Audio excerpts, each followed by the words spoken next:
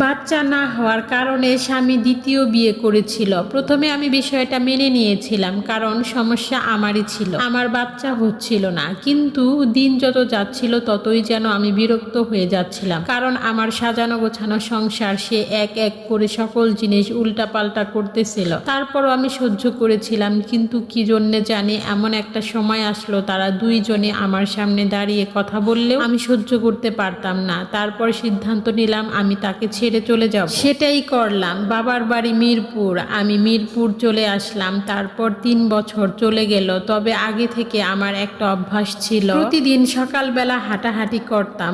আর সেই সকালবেলা হাঁটাহাঁটি করতে যাওয়ার সময় রাস্তায় প্রায় একটি ছেলের সাথে আমার দেখা হতো। আমাকে দেখে সালাম দিত। একদিন হাঁটাহাঁটি করতে করতে খুব ক্লান্ত হয়ে পড়েছিলাম, এই জন্য একটি রাস্তার পাশে টেবিলে বসেছিলাম।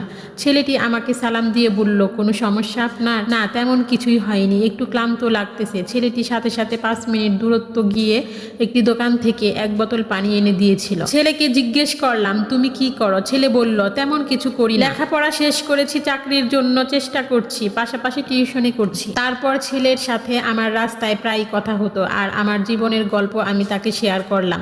এতে করে তার সাথে আমার বন্ধুত্ব সম্পর্ক হয়। একটা সময় ছেলে আমাকে বিয়ে করার প্রস্তাব দেয়। বিষয়টি আমি প্রথমে একেবারে নর্মালভাবে নিয়েছিলাম, ভেবেছিলাম এমনিতেই বলতেছে মজা করে। কিন্তু ছেলে একদিন তার মাকে নিয়ে এসে আমার বাড়িতে উঠলো। আমি কল্পনা করতে পারিনি তার মা আমার বাড়িতে আসবে ছেলের বিয়ের জন্য।